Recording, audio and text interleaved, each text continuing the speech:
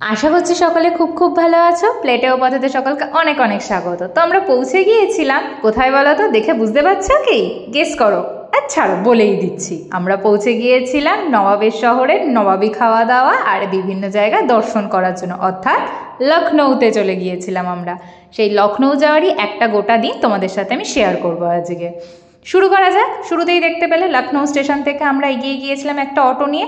যারা মেট্রো করে আসতে চাও, লখনৌ স্টেশনের পাশে চারবাগ মেট্রো স্টেশন থেকেও যদি কেউ আসতে চাও, একদম লখনৌ মেট্রো স্টেশনের পাশেই রয়েছে সেটা, সেখান থেকে অটো নিয়ে চলে আসতে পারো।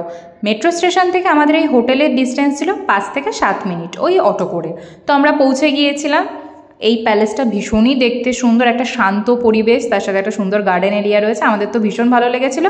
এর একটা ভিডিও আমি তোমাদের সাথে পরে শেয়ার করব। ফিরে গিয়ে আমরা ফ্রেশ ট্রেশ হয়ে আবার রেডি টেডি হয়ে সুন্দর করে বেরিয়ে পড়লাম খেতে, কারণ আমাদের যাওয়ার উদ্দেশ্যই ছিল খাবো। যাওয়ার কতদিন আগে থেকে প্রচুর জায়গা আমরা রিসার্চ করে রেখেছিলাম কোথায় কোন খাবারটা বেস্ট, সেখানে আমরা যাব। তো এখানে আমরা যে জায়গাটায় যাচ্ছিলাম, এখানে বড়মশাই বলছিলেন যে কাকড়ি কাবাব সেখানে বিখ্যাত, তো সেখানে গিয়ে আমরা সেটাই খাবো। কিন্তু আস্তে আস্তে বলছি কি হয়েছিল, কেন লাস্টে গিয়ে আমাদের মুডটা অফ হয়ে যায়। ফাইনালি পৌঁছে তো গেলাম, 9 সিজনে আমরা ঢুকবো, কিন্তু তার আগে তোমাদের চতুর্দিকটা একবার দেখিয়ে দিই। এইদিকে পরপর খাবার দোকান, ওই দিকেও পরপর খাবার দোকান। ইউপি প্রেস ক্লাব যেটা দেখতে পাচ্ছ, এটাকে যদি কি পয়েন্ট ধরো, সোজা ওই দিকটায় গেলে 9 সিজন রয়েছে, দস্তরখান রয়েছে, দস্তরখান দুদিকে রয়েছে, ওই দিকে একটা রয়েছে, আর ক্যামেরা করালে আমি তোমাদের এই দিকের সাইডটা দেখাবো, এখানেও একটা রয়েছে। দুটোই সেম, অনেকের এটা নিয়ে কনফিউশন থাকে, তাই জন্য ক্লিয়ার করে দিলাম। ফাইনালি আমাদের এগুলো সব কিছু কমপ্লিট হয়ে গেছে। এবার আমরা 9 সিজনে খেতে ঢুকবো। প্রচুর খিদে পেয়েছে, দুপুরবেলা হয়ে গিয়েছিল। এদিকে পেটের মধ্যে ইঁদুর দৌড়াদৌড়ি করছিল। এটাকে খুব সুন্দর করে ওরা ডেকোরেট করেছিল, 15th অগস্ট ছিল তো তাই জন্য। তো চতুর্দিকটা একটু সুন্দর করে দেখে টেকে নিয়ে আমরা এবার খাবার অর্ডার দিলাম, যেটা খুব তাড়াতাড়ি চলে এসেছিলো। কিন্তু কষ্টের বিষয় এটাই, শেয়ার করছি এখানে বলে দিই আগে কী কী খাবার। এটা ছিল মাটন মাজলিসি, এটা ছিল মাটন পাসিন্দা। তো মাটন মাজলিসির একটা স্টোরি আছে, যেটা আমি পরের কোনো ভিডিওতে তোমাদের সাথে শেয়ার করব, একটু বড় স্টোরি, তাই জন্য। আপাতত এখানে দেখতে পাচ্ছ এইগুলো তো খেতে খুব খুব খুব টেস্টি ছিল। আরেকটা দিয়েছিলাম হচ্ছে আমরা চিকেন টাংরি, এইটা ছিল সেটা, যেটার জন্য খুব কষ্ট হয়েছিল এবার সেটা বলি।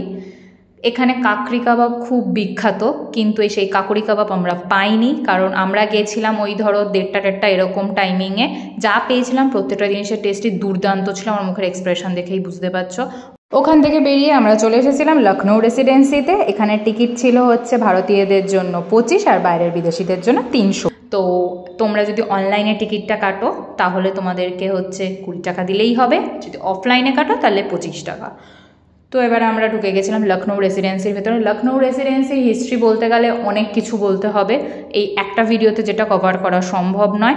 আমি অল্প অল্প কিছু কিছু ক্লিপ তোমাদের সাথে শেয়ার করেছি। অবশ্যই আমি লখনৌ রেসিডেন্সির একটা গোটা ভিডিও নিয়ে পরে তোমাদের সাথে শেয়ার করব। এর ভেতরটা ভীষণ সুন্দর। এটা আপাতত আমি এইটুকুই তোমাদের বলছি যে লখনৌয়ের এটি একটি বিখ্যাত ঐতিহাসিক স্থান। ইস্ট ইন্ডিয়া কোম্পানির সৈনিকরা এখানে তাদের ফ্যামিলি নিয়ে থাকতো। আপাতত এইটুকুই থাক, কারণ বাকি ইতিহাসটা এতটাই বড় যে এই ভিডিওতে তো বলে আমি শেষ করতে পারবো না। এটার জন্য আমি সেপারেট একটা ভিডিও নিয়ে পরে তোমাদের সাথে শেয়ার করব পুরো ইতিহাসটা।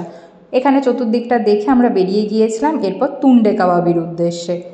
ফাইনালি সেখানে পৌঁছে বুঝতে পারলাম কেন লোকে তুন্ডে কাবাবির এত নাম করে। মানে এত ভিড় ছিল, প্রচুর পরিমাণে ভিড়। ফাইনালি আমরা গোতাগুতি করে ঢুকে গিয়েছিলাম, একটুখানি জায়গা নিয়ে একটা কোনায় বসে গিয়েছিলাম। আর এর যে আমি রিয়েল ভয়েসটা দেবো সেটা দিতে পারলাম না, কারণ চতুর্দিকে প্রচুর আওয়াজ। দাদা আমাদের অর্ডার নিতে চলে আসে, আমরাও ঝটপট অর্ডারটা করে দিই। আর চতুর্দিকটা তোমাদের একবার দেখাচ্ছি, দেখো একটা সিটও কি খালি আছে? একটা সিটও খালি নেই, পুরো ভর্তি, এদিক ওদিক। মানে এটা অনেকটা জায়গা জুড়েই ছিল, কিন্তু প্রত্যেকটা জায়গা ভর্তি। বেশি সময় নষ্ট না করে এখানকার বেস্ট গালৌটি কাবাবটা অর্ডার দিই, তার সাথে চিকেন শিক কাবাব আর হচ্ছে উল্টি তাওয়া পাড়াটা, এই 3টা অর্ডার দিয়ে দিই। এইবার এই দেখো আমার রিয়াকশানটা, মানে এত টেস্টি খাবার হলে তো ভিড় হওয়াটা খুব স্বাভাবিকই। তো বিশাল টেস্টি ছিল, তোমরা চাইলে একবার গিয়ে ভিজিট করতেই পারো। কেন এত ভিড় হয় সেটা বুঝতে পেরেছিলাম খাওয়া দাওয়ারগুলো খাওয়ার পর। তো সেখান থেকে খেয়ে দিয়ে বেরিয়ে এবার চলে গেছিলাম প্রকাশ কি মশহুর কুলফিতে, সেটাও খুব টেস্টি। ওই দেখেছো হাত মাঝখানে ঢুকিয়ে দিচ্ছে, ক্লিপিংস নিতে দিচ্ছে না। সেখানে আইসক্রিমগুলো খেয়ে ফাইনালি ব্যাক করলাম, কারণ কাল সকাল সকাল আবার বেরোতে হবে। চলো আজকের মতো টাটা।